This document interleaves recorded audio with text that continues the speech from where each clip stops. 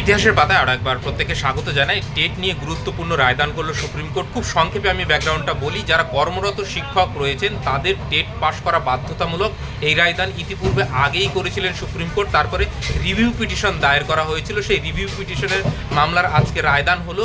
সেইখানে পরিষ্কার supreme court জানিয়ে দিয়েছে টেট কিন্তু অবশ্যই পাশ করতে হবে, বিশেষ করে যারা 5 বছরের বেশি শিক্ষকতা এখনও রয়েছে, অথচ প্রাইমারি বা আপার প্রাইমারির ক্ষেত্রে যারা এখনও টেট পাস করেনি, ধরুন আগে নিয়োগ হয়েছে 9 সালের আগে 10 সালের আগে, তো তাদের যাদের টেট নেই অবশ্যই তাদের টেট পাস করতে হবে, না হলে তারা কম্পালসারি রিটায়ারমেন্টে চলে যাবে। যাদের 5 বছরের কম চাকরির মেয়াদ রয়েছে তারা টেট না পাস করলেও হবে। এই হচ্ছে সুপ্রিম কোর্টের রায় ছিল।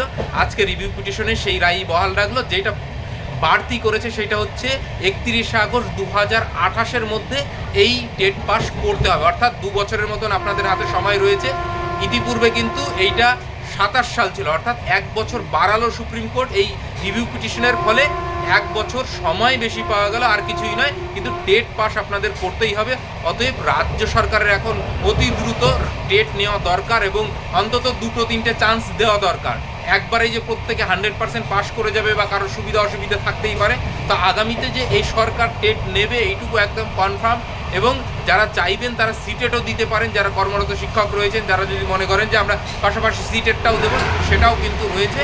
বাকি কিন্তু রাজ্য সরকারের ওপর একটা দায় বর্তায় যে প্রতি বছর যেন অন্তত একটা করে টেট নেওয়া হয় এবং 28 সালের 31 আগস্টের আগেই যেন টেটটা কমপ্লিট করে তাদেরকে তাদের চাকরিতে পুনর্বহালের সুযোগ সরকার দেয়। এই দাবি নিশ্চয়ই তারা করবেন এবং বাকি যা সরকার সিদ্ধান্ত নেবে সেই অনুযায়ী যা আপডেট আসবে আমি নিশ্চয়ই আপনাদের জানিয়ে দেবো। ভালো থাকবেন, সুস্থ থাকবেন, থ্যাংক ইউ।